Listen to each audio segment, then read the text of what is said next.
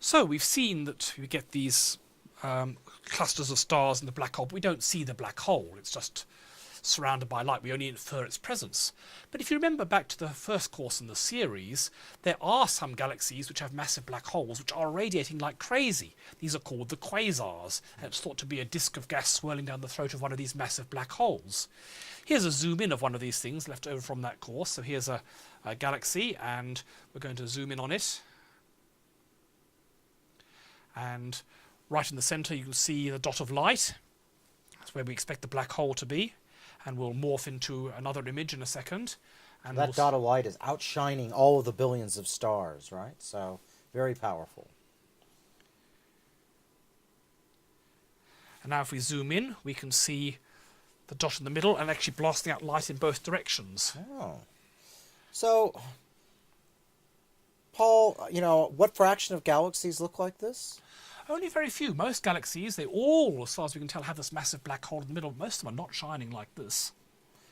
Then we zoom right in the middle and we get this disk around the black hole.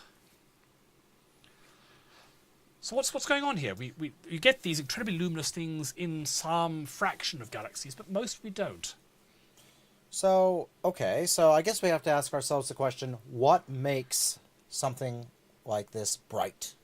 Why would it be bright? And presumably it's bright because it's got an energy source.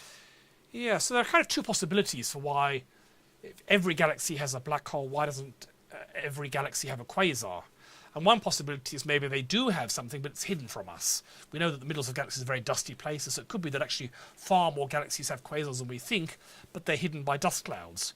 So Paul, you've gone out and you've looked in red light so you can look better through the dust. What do you find? Well, it seems that for every quasar we see, there are probably 2 or 3 more that are hidden. Okay, so... But that's still a very small fraction of galaxies. So in most cases, we are seeing there is a black hole, but there's no quasar there. So maybe they're more like a strobe light that's only on occasionally and then switches on, off, so that they have that energy source, but not all the time. Yes, it could be something to do with feeding. I mean, presumably, you've got a black hole and it's going to eat everything that's got a low enough angular momentum to fall in.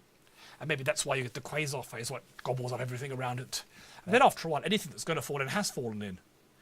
And so the only thing that's going to be left are those in orbits that never come that close. At that point, it might go quiet.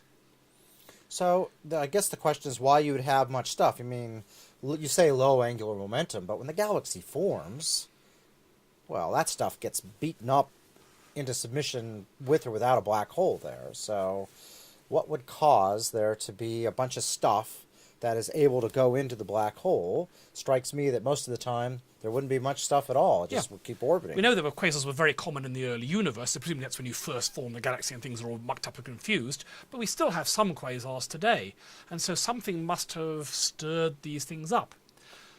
So if, at some point in the future, in about 3 billion years, the Andromeda galaxy, which has a big black hole, and our Milky Way, which seems to have a black hole, are going to merge.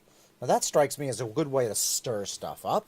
So maybe it's galaxy mergers that give us this supply of Indeed, gas. people have thought this idea for decades now, that maybe what's happening is you get a massive black hole in the middle of a galaxy. Early on it's very bright because there's forming the galaxy. Once the galaxy settles down to sedate middle age, everything that could have been eaten has been eaten, it's not shining, but then every now and then you get a galaxy collision, and that will drive stuff in.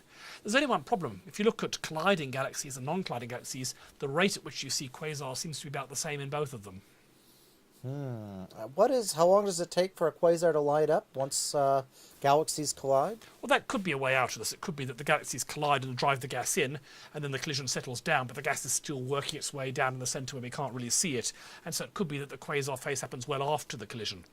Or it could be these are minor collisions where a very small galaxy forms into a bigger one, like the magellanic clouds will eventually pass through the disk of our own galaxy and fall in. There's another dwarf galaxy currently falling into our own Milky Way. And maybe it's these really small things that are much harder to see that come in and funnel the gas into the centre. Yeah, I suppose we don't actually need that much mass even to shine as bright as a quasar if you're falling into a giant black hole. Yep. So there do seem to be massive black holes in the middle of pretty much every galaxy, but only a very small fraction of them are shining, and we're not quite sure why.